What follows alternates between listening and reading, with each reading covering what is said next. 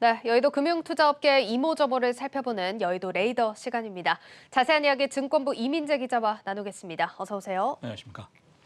네, 자 오늘 주제는 라임 또 옵티머스 펀드 관련 이슈입니다. 이 제재 절차가 계속해서 진행 중에 있는 상황인데 일단 라임 펀드 관련 기관에 대한 제재는 마무리 수순에 들어간다고요. 네, 맞습니다. 오늘 18일 날 일단 금융위원회 정례회의가 예정돼 있는데요. 네. 원래 17일이었다가 이제 금융위원장과 부위원장이 정무위원회 참석으로 인해서 하루가 연기가 됐습니다. 네. 앞서 금융위 산하 증권선물위원회에서 라임 펀드 판매 증권사인 KB증권 그리고 또 신한금융투자 등에 대해서 과태료를 의결했기 때문에 이번 금융위 회의에서 해당 안건이 상정만 되면 사실상 마무리는 시간 문제입니다. 네, 사실 저희가 여의도 레이더 시간에서 이 사안에 대해서 자주 또 순차적으로 다뤄왔던 사안인데 제재 절차에 대해서도 또 여러 번 설명을 드렸지만 다시 한번 짚어볼까요? 네, 맞습니다. 라인펀드 판매사 관련 제재는 일단은 자본시장 관련 금융당국의 거의 모든 절차를 다 밟는다고 보시면 되는데요. 네.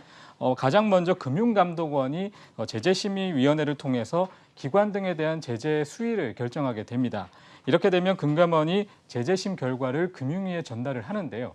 이때 과태료 등이 형성이 되면 이에 대해서 금융위가 이를 다루기 위해서 증권선물위원회에다가 상정을 하게 됩니다. 이 증선위가 의결을 하게 되면 이 과태료 안건과 더불어서 금감원에서 결정한 기관 제재 또 CEO 제재까지 합쳐서 모두 이제 금융위 정례회의에서 의결을 하게 됩니다.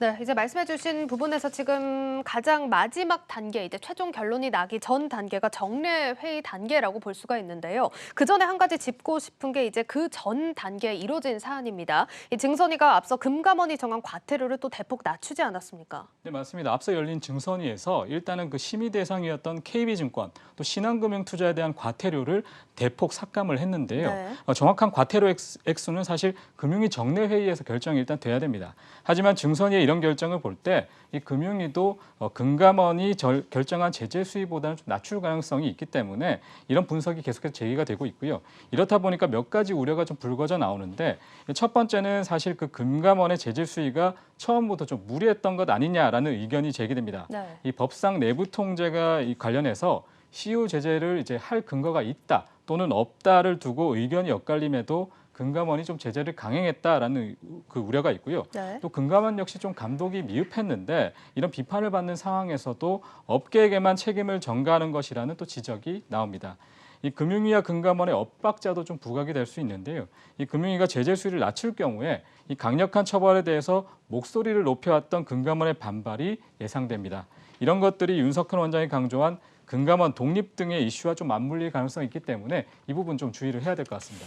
네, 또 들어보면 대내외적으로도 또 상당한 의견 충돌이 있을 것으로 보이는 상황인데 곧 결과가 나와 봐야 알겠지만 일단 제재 당사자인 증권사 CEO들의 긴장감이 가장 크겠습니다. 네, 맞습니다. 일단 제재 수위가 유지가 되든 또는 감액이 되든 이 곧 판가름이 좀 날 전망인데요. 네. 앞서 금감원 제재심에서 나경철 전 대신증권 대표, 지금 금융투자협회장이기도 하고요. 네. 또 김영진 전 신한금융투자 대표, 또 윤경은 전 KB증권 대표 등의 직무정지, 또 박정림 KB증권 대표의 문책경고 등 중징계를 결정한 바가 있습니다. 네. 이 중징계에서 경징계로 많이 내려가게 되면 문제가 없지만 원안 그대로 통과가 되면 사실 이들은 금융회사의 취업이 일정 기간 좀 제한이 되게 되는데요. 이 대부분 아무래도 연임을 목표로 하고 있기 때문에 이에 대한 반발로 행정소송을 할 가능성이 상당히 높습니다. 이 당분간 좀 진흙탕 싸움이 이어질 것으로 보이는데 그 과정에서 해당 증권사의 경영 공백 또는 경영 불확실성 확대 등이 예상이 됩니다.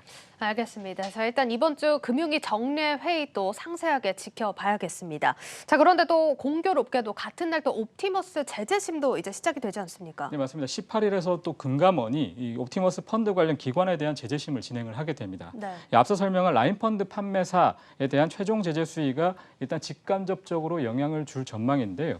이 펀드를 가장 많이 판매한 NH투자증권, 또 사무관리회사인 예타고안, 또 수탁사인 하나은행이 대상입니다. 여기서도 대심제, 즉 변호를 하는 방식으로 진행되기 때문에 앞서 라인펀드 제재심처럼 한 3회 정도 진행이 될 가능성이 높습니다. 네. 이 제재 수위는 금감원이 일단 NH투자증권 사장에 대해서 중징계 제재를 사전 통보한 것을 볼 때 라인과 크게 다르지는 않을 것 같습니다. 다만 그 예타건과 하나은행의 책임이 어느 정도인지에 대해서 좀 차이가 있을 것 같은데요. 현재 NH투자증권은 모든 기관의 책임이 좀 있다고 보고 공동으로 보상하는 것을 좀 강조를 하고 있고요. 예탁원 같은 경우에는 다만 이 사무 관리의 사이기 때문에 한계가 있었다면서 좀 책임을 회피하고 있는데 네. 이 예탁원의 책임 회피가 급급하다는 지적이 나오면서 이 여론에서 정치권에서도 계속 지적을 하고 있기 때문에 시장에서는 일단은 현재까지는 공동 책임에 좀 더 무게를 두고 있습니다. 알겠습니다. 자, 일단 18일 금융업계에 영향을 끼칠 두 일정 잘 지켜봐야겠습니다. 증권부 이민재 기자였습니다. 고맙습니다.